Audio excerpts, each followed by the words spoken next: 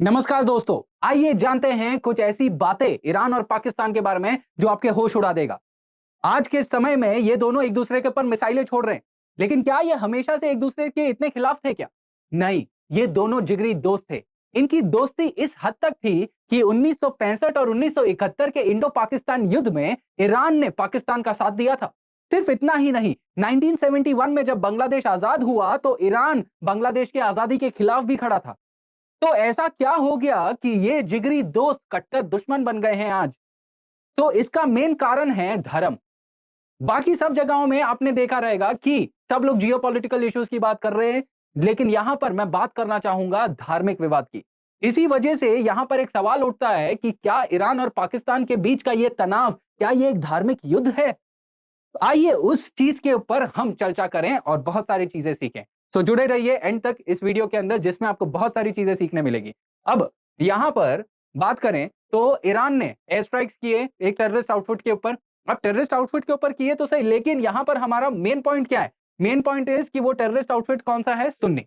अब सुन्नी है क्या, सवाल ये उठता है। तो यहां पर अगर मैं मेजर स्टार्टिंग पॉइंट की बात करूं तो देखिए, इस्लाम जो है, मुसलमान के अंदर दो अलग अलग सेक्शंस होते हैं। One is the Shia, one is the Sunni. और ये दोनों सेक्शंस बहुत टाइम से एक दूसरे के खिलाफ हमेशा से खड़े रहे हैं और एक दूसरे के खिलाफ काम कर रहे हैं। आज के टाइम में ईरान जो है शिया लोगों का नेतृत्व करता है, वेरएज सऊदी अरेबिया जो है वो सुन्नी लोगों का नेतृत्व करता है। अगर कुछ और डेमोग्राफी की मैं बात करूं तो टोटल 1.6 बिलियन का मुसलमान का पॉपुलेशन है, जो कि सेकंड लार्जेस्ट रिलीजन होता है इन दी होल वर्ल्ड। इस 1.6 बिलियन के अंदर लगभग 80%, 80 टू 85% जो मुसलमान है they are the Sunni, whereas 15 से 20% जो मुसलमान है they are going to be the Shia Muslim. अब यहां पर आप देखिए कि माइनॉरिटी में कौन है? शिया है। ठीक है, so this is one thing. Now coming back to my main point कि ईरान ने असल मायने में ये सुन्नी बेस्ड टेररिस्ट आउटफिट के ऊपर बॉम्ब छोड़ा ही क्यों? क्योंकि ये जो सुन्नी बेस्ड टेररिस्ट ग्रुप है, ये पाकिस्तान के अंदर जो शिया पॉपुलेशन था उन पॉपुलेशन को ये तंग कर रहा था। इसके साथ साथ ये terrorist group Balochistan and Iran के बॉर्डर के ऊपर भी दिक्कतें दे रहा था, इसके लिए इन्होंने बॉम्ब छोड़ा। तो यहां पर क्या हो रहा है ना कि यहां पर रिलीजन डेमोग्राफी के ऊपर थोड़ा अपने को जाना पड़ेगा कि पाकिस्तान के अंदर, पाकिस्तान ये एक सुन्नी मेजोरिटी कंट्री है जिसके अंदर, अब देखिए ये दोनों भी देश इस्लामी देश हैं, बट इस्लामी देश होने के बावजूद भी ये दोनों एक दूसरे के साथ जंग कर रहे हैं। क्यों? क्योंकि एक देश के अंदर सुन्नी मेजोरिटी है, दैट इज पाकिस्तान, वेरस दूसरे देश के अंदर शिया मेजोरिटी है। अब यहां पर Pakistan it is a Sunni majority country जिसके अंदर लगभग 76% लोग कौन है? सुन्नी है, वेरस शिया कितने में है? मात्र 10 से 15%। अगर मैं ईरान की बात करूं तो 99% पॉपुलेशन दोस्तों उनका मुसलमान है, और यहां पर शिया कितने परसेंट है? 90 टू 95%, वेयर एज जो सुन्नी पॉपुलेशन है दैट इज ओनली 5 टू 10%। अब क्या हो रहा है कि यहां पर ये जो कॉन्फ्लिक्ट है शिया और सुन्नी के बीच में, क्या वो अभी अभी हुआ है क्या? कि क्या वो कुछ सालों पहले ही हुआ है? कि क्या वो बहुत सदियों से चलते आ रहा है? ऐसे कुछ सवाल आते हैं बहुत सारे लोगों के मन में। तो इसके इतिहास को समझने की कोशिश करते हैं दोस्तों। आइए यहां पर, तो अगर हम इसके इतिहास की बात करें तो ये जो कॉन्फ्लिक्ट है इसकी शुरुआत हजारों साल पहले होती है, लगभग 1400 साल पहले से इसकी शुरुआत होती है। अब ये शुरुआत का इतिहास क्या है?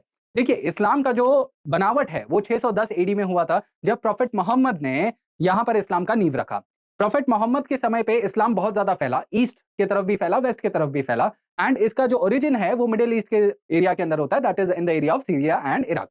अब जब 632 एडी के अंदर जब प्रॉफेट मोहम्मद का डेथ होता है तो प्रॉफेट मोहम्मद के कोई लीगल वारिस नहीं होते हैं। अब उनके बाद तो लीडर उनके लीगल वारिस को ही होना चाहिए, बट अब क्योंकि वारिस नहीं है, लीगल हेयर नहीं है, तो यहां पर मुस्लिम के अंदर दो अलग अलग सेक्शंस बन जाते हैं। और इनका मेन पॉइंट ऑफ कंटेंशन क्या होता है? लीडरशिप, कि भाई प्रॉफेट मोहम्मद के डेथ के बाद कौन बनेगा अगला लीडर। तो एक सेक्शन जो था ना, जो सुन्नी का सेक्शन था, वो बोलता था कि जो भी काबिल व्यक्ति रहेगा मुसलमान में वो अगला लीडर बन सकता है इस्लाम का। वेरएज़ जो दूसरा सेक्शन है दैट इज द शिया, उसने बोला नहीं भाई, ऐसे ऐसे कैसे कोई बन सकता है? यहां पर बनेगा कौन? सिर्फ और सिर्फ उनका जो रिलेटिव रहेगा वही बन पाएगा।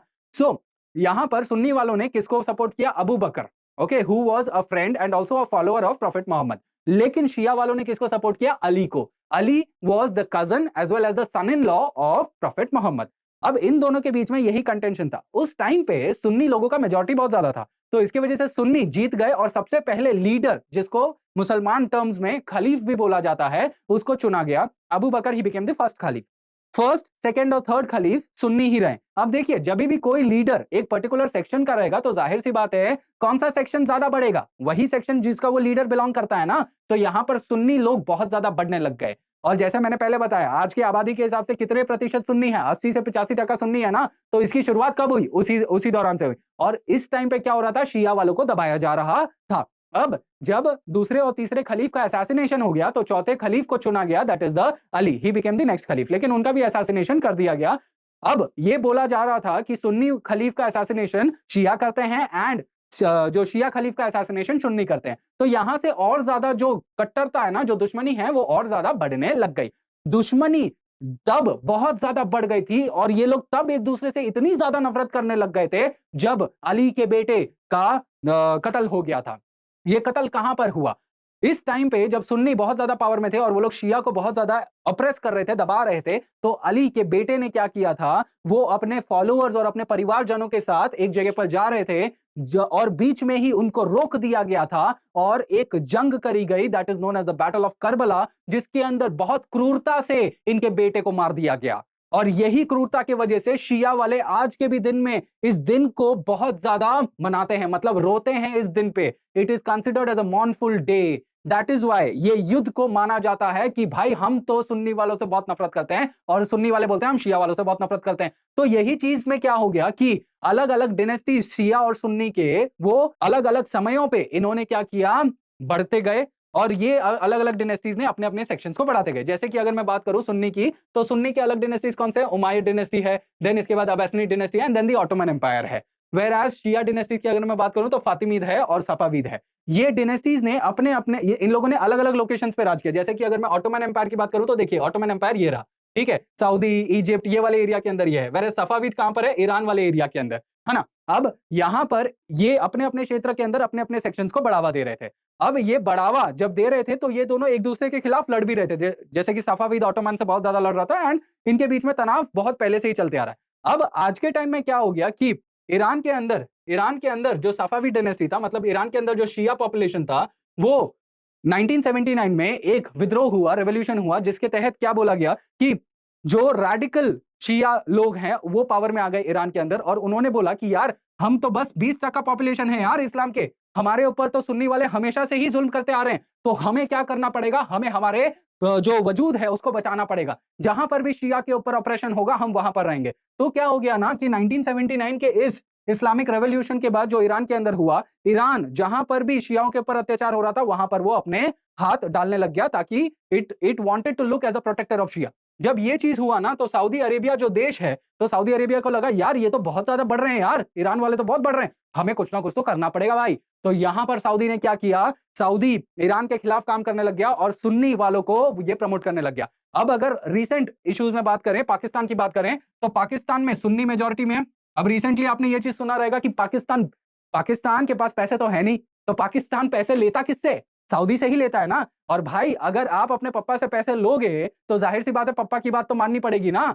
खुद जब इंडिपेंडेंट रहोगे, खुद जब कमाओगे तो आप नहीं सुनोगे पापा की। तो यहां पर इसने क्या किया कि उसने उनकी बात सुनी, जैसा सऊदी बोलता है वैसा ये काम करते हैं, मतलब there is a influence here. तो यहां पर ये कॉन्फ्लिक्ट जो है ईरान और सऊदी के बीच का जो कॉन्फ्लिक्ट है वो पाकिस्तान तक पहुंच गया। अब ये जियोपॉलिटिकल कॉन्फ्लिक्ट नहीं है, यहां पर धार्मिक एंगल है, क्योंकि हमने अभी जस्ट क्या देखा, ईरान और सऊदी अरेबिया शिया और सुन्नी के कॉन्फ्लिक्ट में हमेशा से एक दूसरे के खिलाफ रहे हैं। So that is one reason. So इसके वजह से अब आप मुझे बताइए ये पूरा कॉन्वर्सेशन सुनने के बाद कि क्या ये सिर्फ जियोपॉलिटिकल युद्ध नहीं बट क्या ये एक धार्मिक युद्ध है, और क्या धर्म की वजह से आगे आने वाले दूसरे इस्लामी देशों में भी युद्ध हो सकते हैं क्या, इसके ऊपर आप कमेंट करके बताइएगा। This will be all for this session. Thank you everyone for watching.